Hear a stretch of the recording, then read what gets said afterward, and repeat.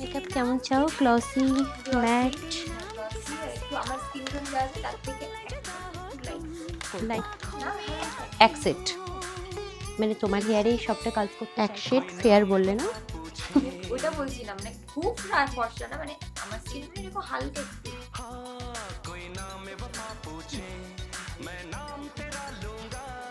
গান টান ও একদম একদম আসবো একদম অবশ্যই মধ্যমরা আপন জুয়েলার্স। একদম আপন আপনি যে ওই যে বাড়িতে গেছি